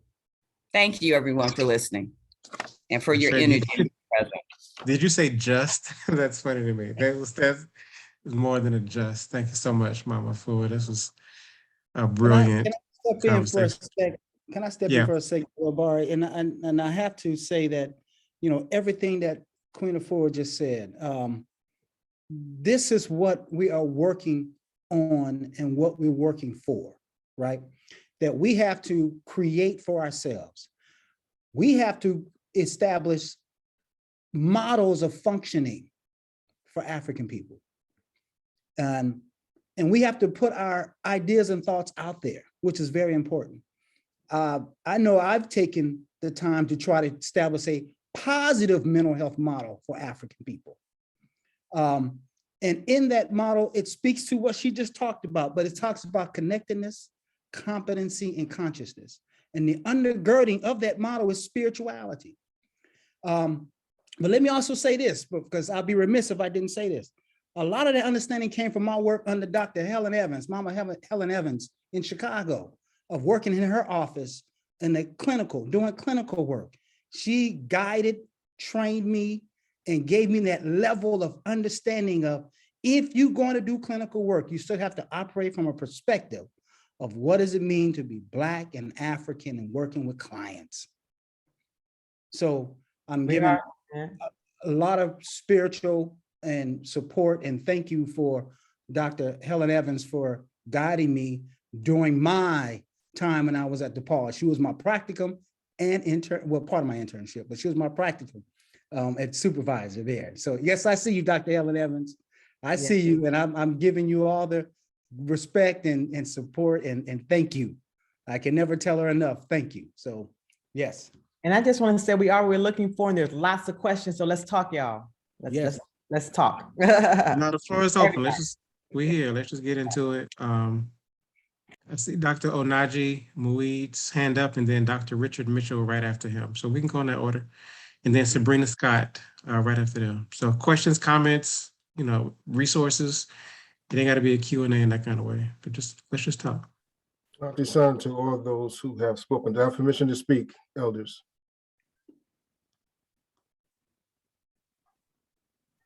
Elders, do I have the permission to speak?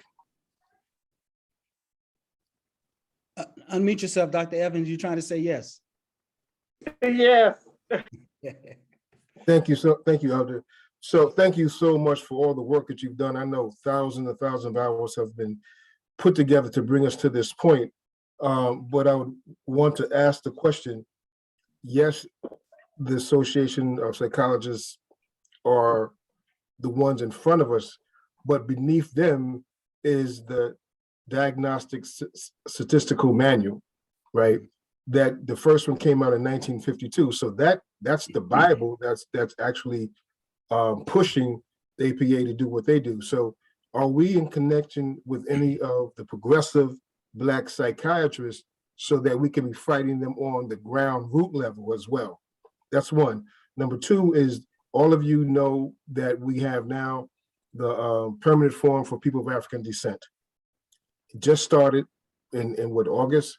We need to be in contact with them to let them know that we are now declaring the right for health self-determination, so they know exactly what's going on. So as we make those connections with them, it's going to strengthen us here, because it's not a national struggle, it's an international struggle. That's why Malcolm said it's a human rights struggle, not a civil rights struggle. And the last point is that in international law, it talks about disparate outcomes. You don't have to prove the intention that somebody is discriminating against you. You look at the results of what's happening to you.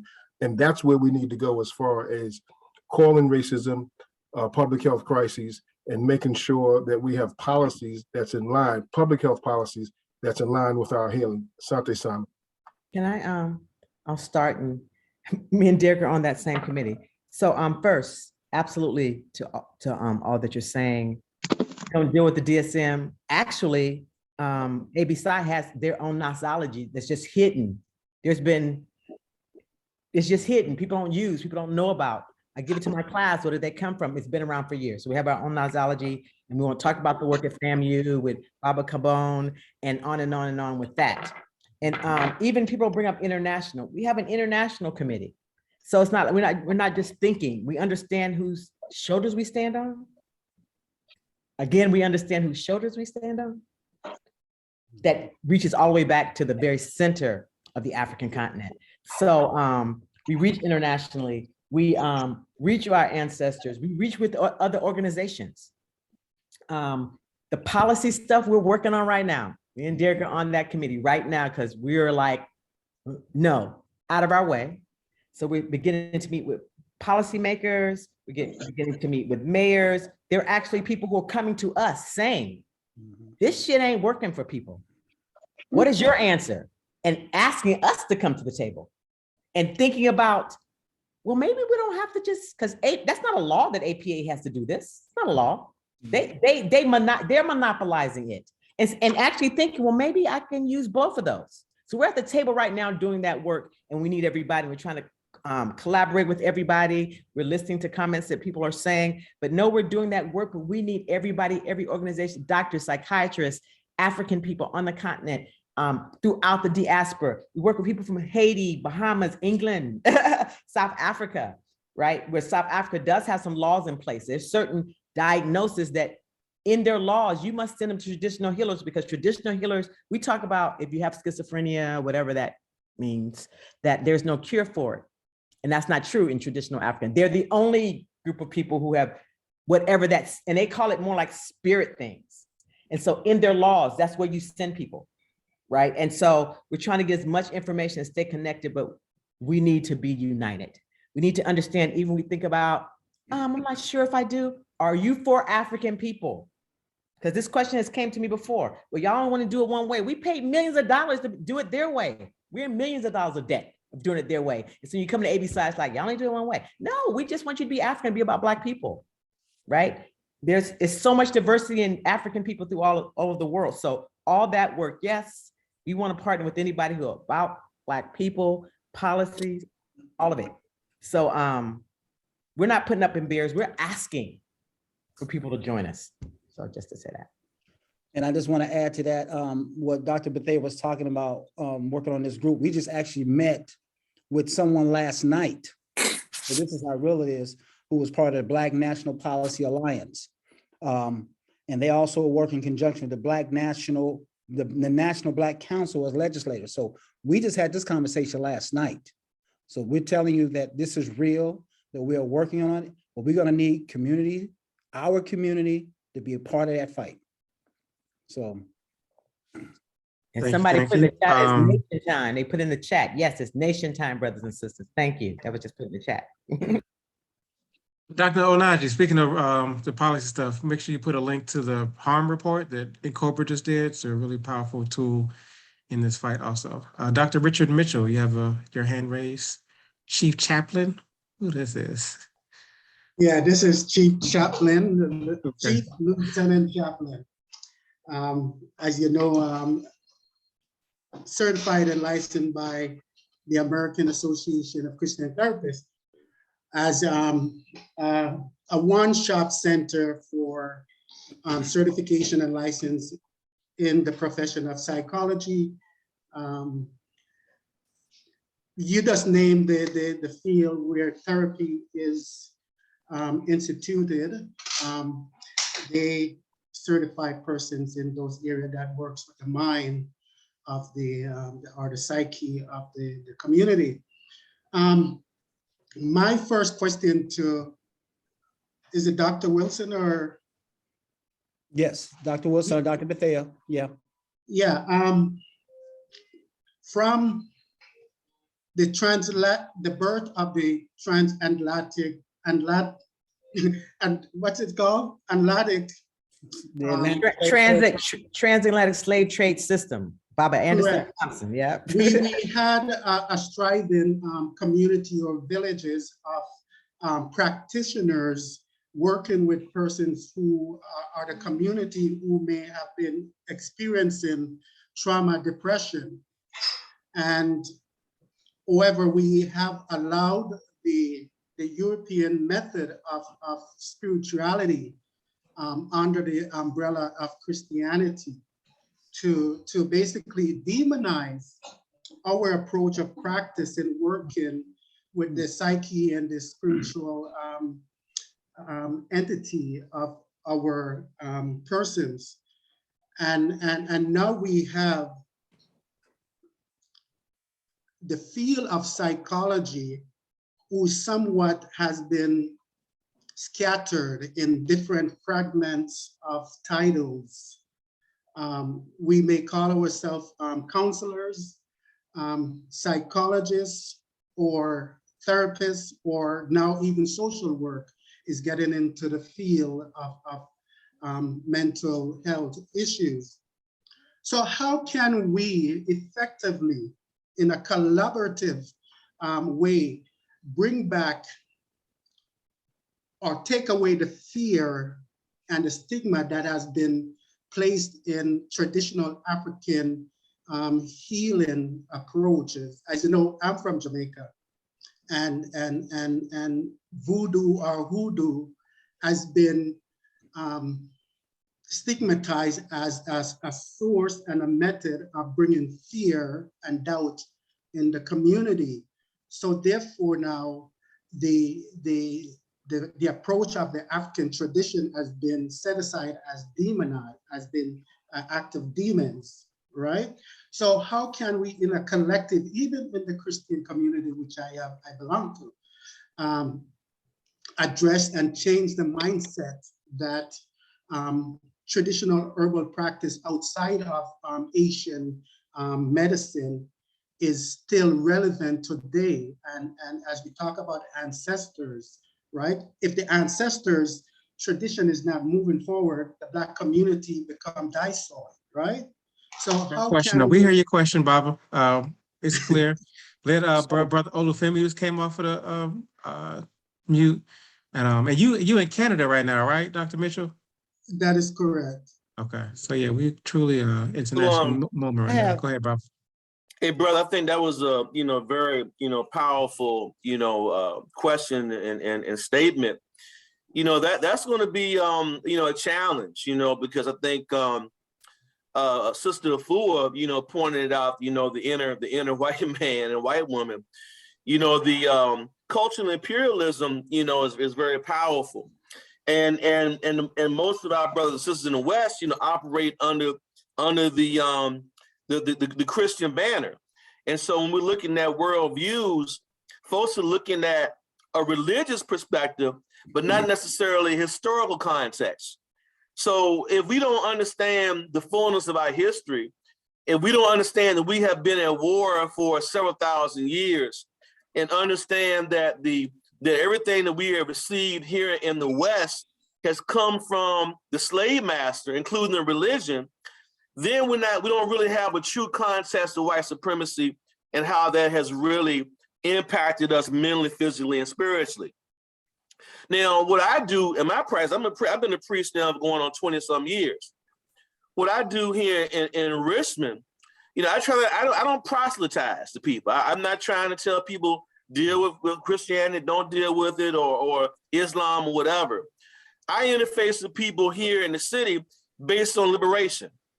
Okay, based on the sovereignty movement, based on the healing of Black people and the irreconcilable differences between the European and the African worldview.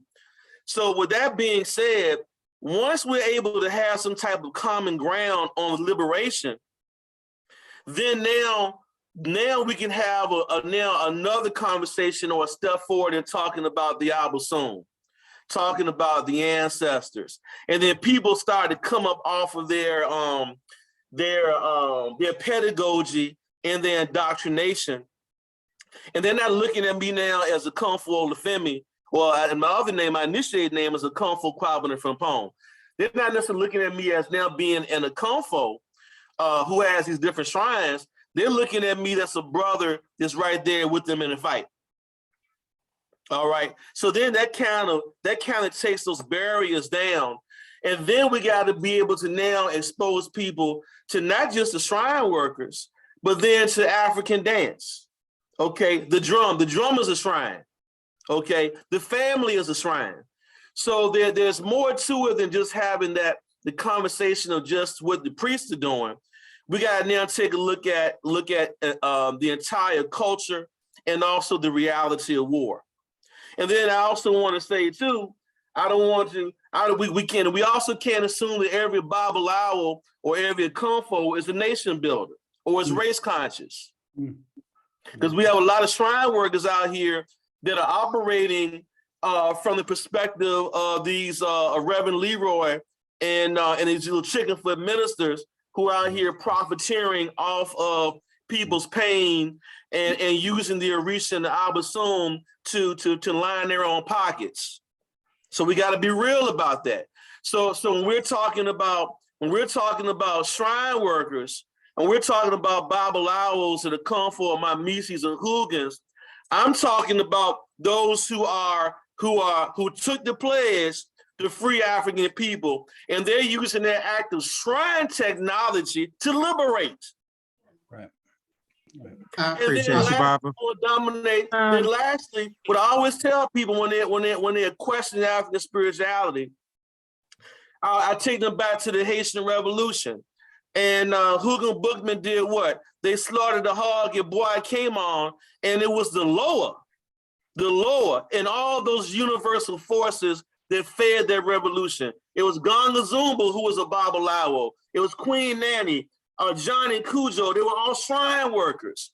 So we got to be able to use that reference that if you are a minister, if you are an imam, or whatever you call yourself, if you're not using African spirituality, or if you're not using the Bible or the Quran to liberate your people, you aren't doing anything. I appreciate that. We're gonna move quickly to Dr. the last couple questions. Dr. I'm sorry. Cartman. Yeah. I just want to call Sabrina because she actually asked a question long ago and her hand's been up for a long time. And I saw the question, but nobody addressed it. So if it's okay if Sabrina goes next. Sure. Good afternoon, everyone. I'm so happy that I can make it today. I'm driving, so if I break up, just let me know so I can make sure y'all can hear me. But so I'm on the National ABSI Education and Training Committee. And recording in progress.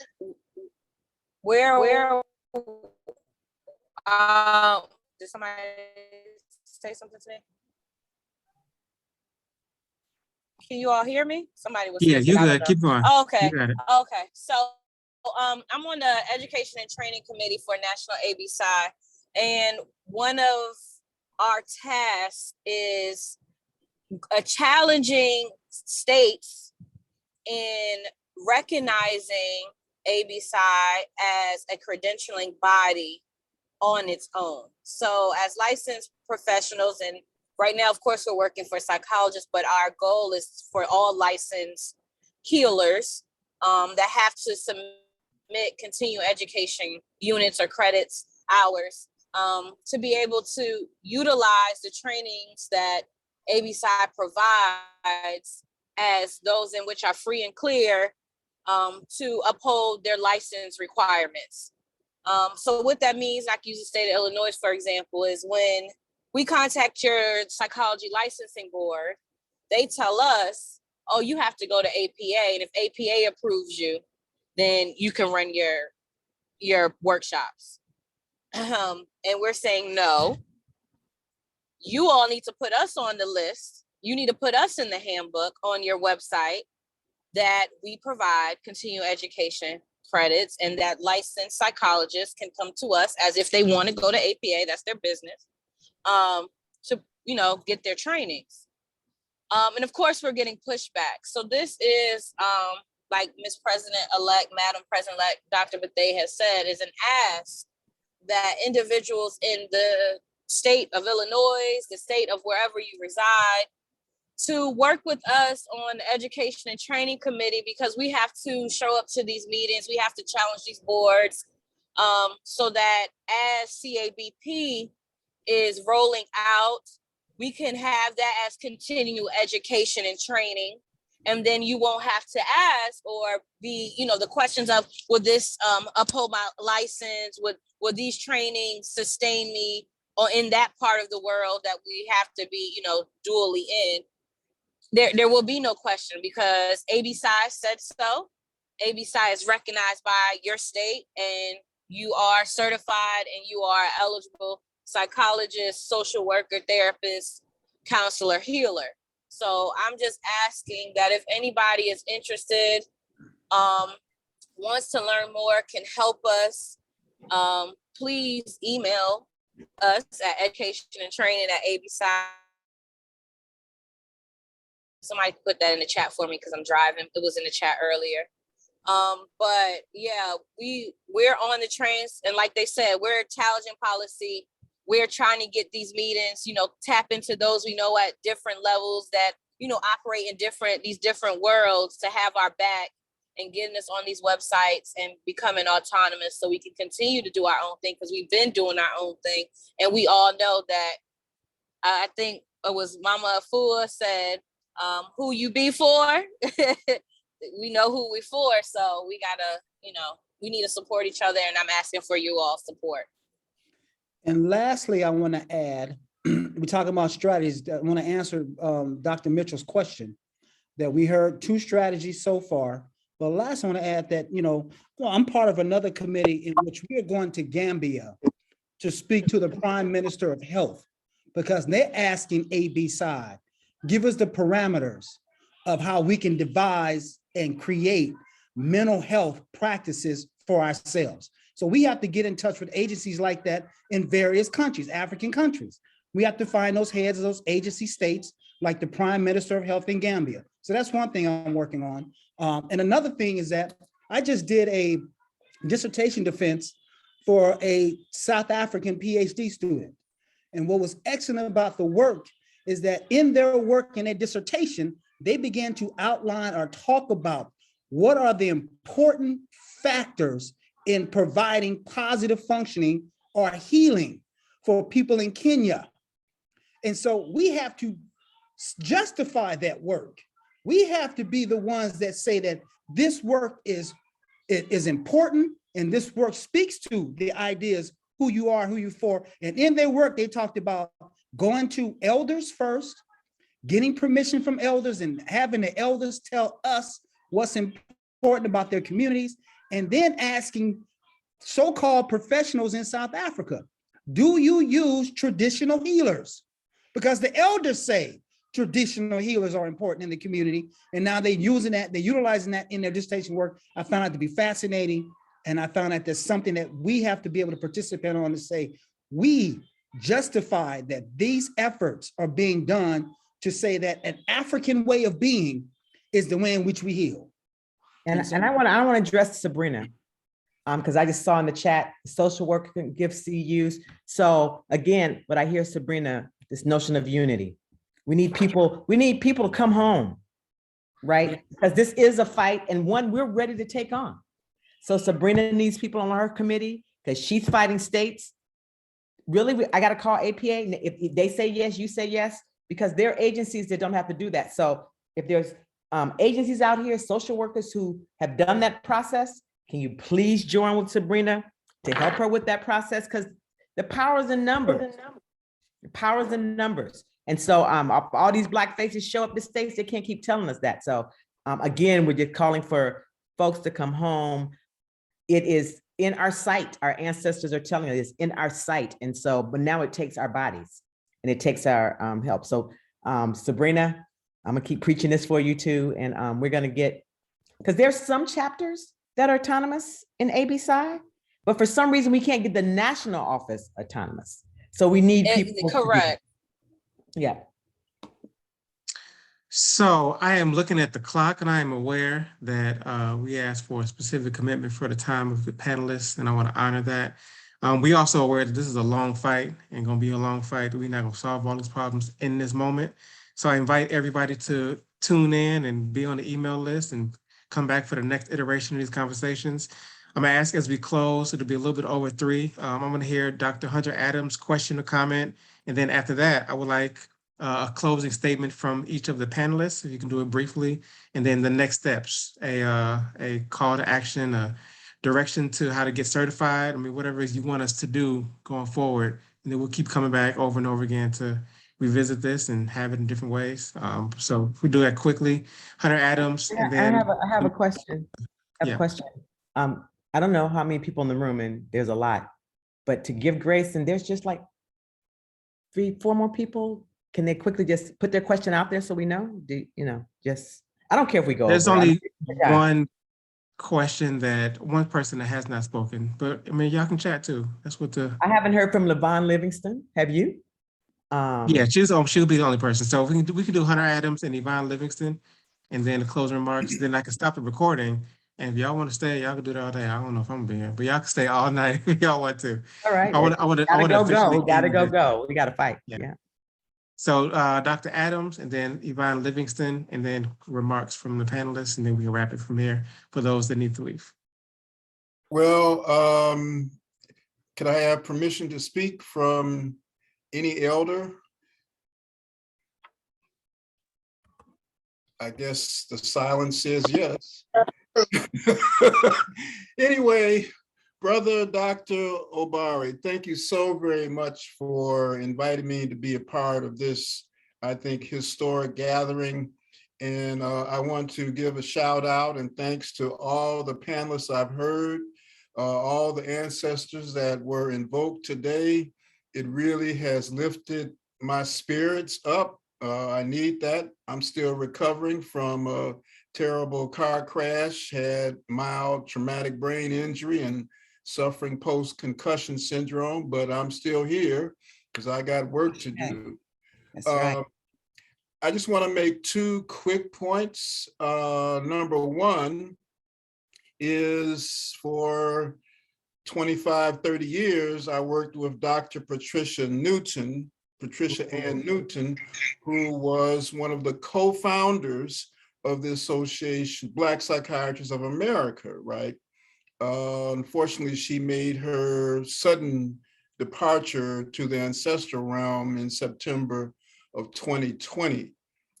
But I bring her up because what you're talking about here today, was something that was a priority for her with the Black psychiatrists. I did invite some of them to be a part of this discussion. I don't know who's made it. But the thing that made her interesting and her work interesting is that on the one hand, she was initiated in 3 different African systems, right? 3 different African systems. But of course, on the other hand, she was a professional transcultural psychiatrist. And so one of the things that she did, which this is something for a discussion at another time, is how do we as Black clinical professionals depathologize the DSM-5? Because many of the categories pathologize behaviors among African people and others too, indigenous folks, as a pathology, when in fact they're means of adapting and to the human condition in their particular circumstances. So that's because on the one hand, you have to use their categories to get paid and for the clients to use their insurance, right? But on the other hand, for the healing and treatment purposes, she was doing something different, right? That she had created her own system that was a parallel to the Western system. So that's something that to be considered at another time, but thank you again to everyone. And I like Queen Mother Afua talking about dying to oppressive ideas, values, and histories. And I'm in total agreement with that. So thank you very much. Thank you. Quick comment from Yvonne Livingston or question? Yeah, I have may I have permission to speak? Okay, I'm gonna just jump right in. I know we got time. I need to work for y'all. And here's what I'm prepared to do. Like marketing. I'm on Facebook all the time, and I'm getting the knack of Instagram and the other social media handles. I got my daughter working with me. Like, I just had her in here listening with me, and she was agreeing to everything you all were saying. Like, because we kind of played this out in our house. I'm a restorative justice worker. So because they taught me psychology in school, I'm still working on my degree. I got one more class to finish. But I've been able to apply this to my life to change my life and my children's lives. And so I talk about it on Facebook in such a way that, you know, it gets me in trouble sometimes, but it's the African way. It's how I think about my life. It's centered. These things are happening to me. I don't know what's happening to anybody else, but this is how I processed it. This is how I thought about it. And this is how I got out of it. So I really want to promote AB Psi. Y'all, this was church. This is church. This is liberation church. This is what we need. I promise you will not be disappointed in my work. I want to speak for AB Psi because this really awakened me in 2020. That was my perfect vision coming across AB Psi. Because I sat in college and didn't understand nothing they were saying because it didn't apply to my life. I did not see myself represented. Y'all need data. We need some numbers. Y'all right, we do need the people, not for them to go over there to the others because they're harmful. They just did it to my son recently. So I'm so passionate about it. I'm even at the table with them and I'm training them too. And I'm telling them that y'all can't say that. It's not funny. Stop laughing. So I just want to work for you. I don't even care if y'all don't pay me. That's how important this is. We got to get out here. We got to let the people know what we're talking about and how to get out of this because our people need help. They can't even afford the therapy. They sitting here telling me that they can't even accept certain insurances. So they know our people out here suffering since this pandemic. I'm sorry, y'all, I'm preaching, but Obari, me and him is in the Facebook group. I've been sharing the stuff, so he knows how to reach me. He has my number. I just joined the Chicago chapter. I'll be back on the national chapter. I just started making some money. I just got a job. So I'm gonna support you and I'm gonna ask for money for you because we need y'all in the communities hard. We Appreciate definitely you, gonna sis. Reach out. We're definitely Thank you, gonna thank you, reach thank out you to very you, much. sister. Thank you. We're gonna reach out to you. I got your name down too. All right. All right, closing statements. Mama Fua, and if any other panelists, Mama Olufemi, Dr. Alexis, Mama Dr. Karen Witherspoon, if you have any closing statements, this would be the time to speak now, forever hold your peace. Until next time. And then Derrick and Sharon can close us out with, action steps that you can leave us with.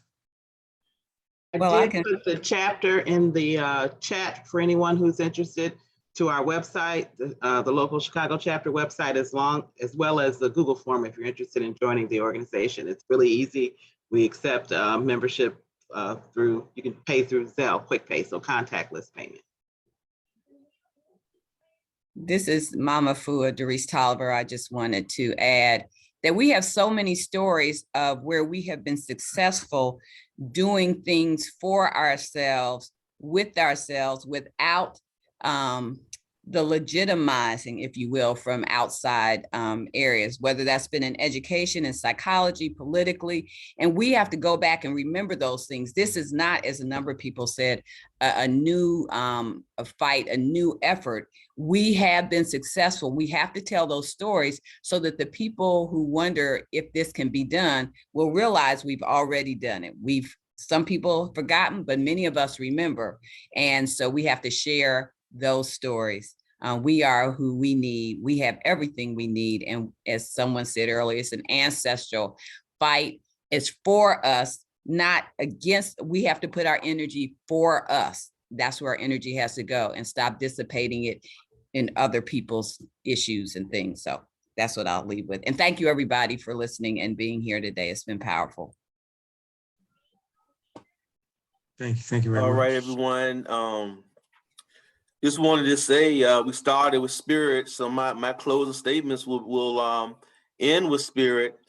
Mental Hotep, Namur, the Sons of Ra, Pianki, Tahaka, Shabaka, Queen Nanny, as we said earlier, Nanaya, Santua, and Zinga, Shaka Zulu, Fannie Lou Hamer, Mary McLeod Bethune, Sister Sojourner, Malcolm X, Martin Garvey, Big Mama, Big Daddy, Aunt Mary, Aunt Irene, and all of those exponential numbers of Nananom and Egungun and ancestors are with us. And the universal forces have never left us as an African people. And they are behind this movement, this resistance movement that we see ourselves in, and we're going to win this war, and we're going to restore a balance to African people all throughout the African world and community. Madasi, Madasi, Madasi. Ashe, Ashe.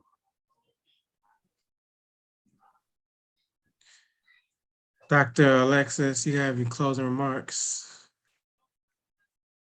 Dr. Witherspoon, any closing remarks? If not, Dr. Wilson, Dr. Bethea, you can take us out.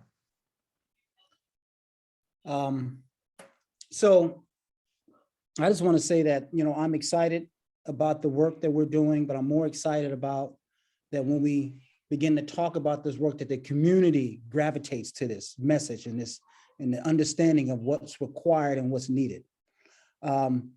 You can always reach out to the certification of Black psychology at cabp@absci.org. I don't know if Dr.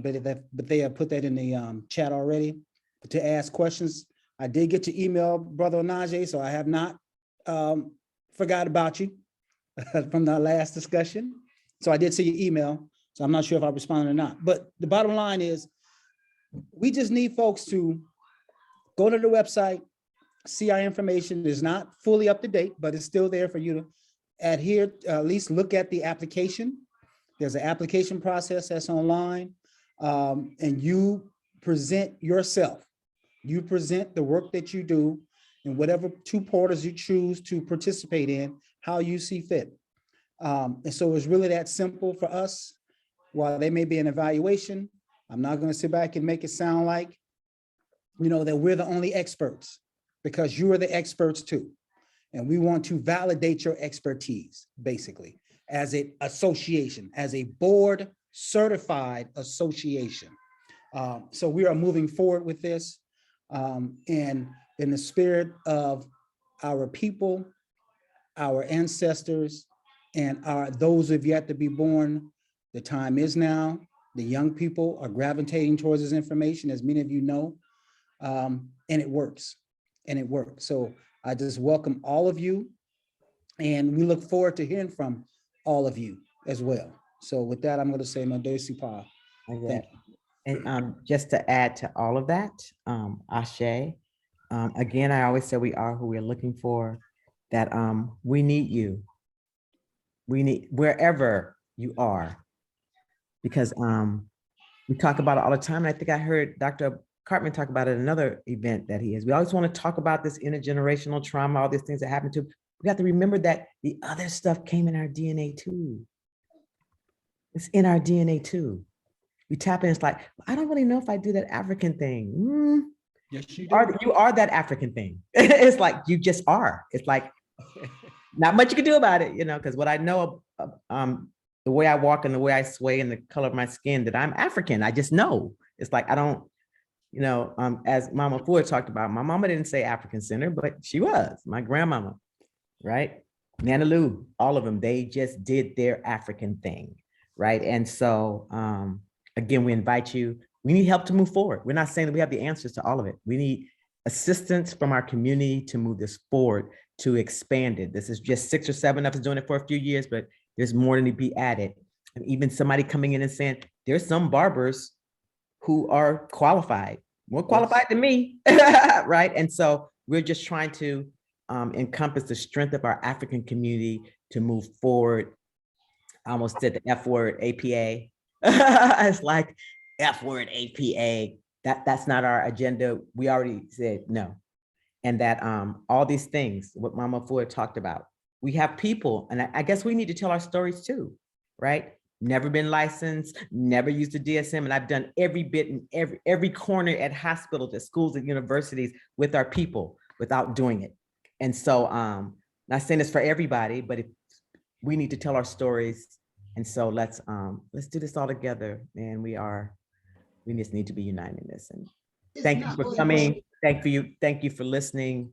And it's an honor and a pleasure. And where we started, the creator. So we started in libations, and the shoulders we stand on. Thanks, Obari.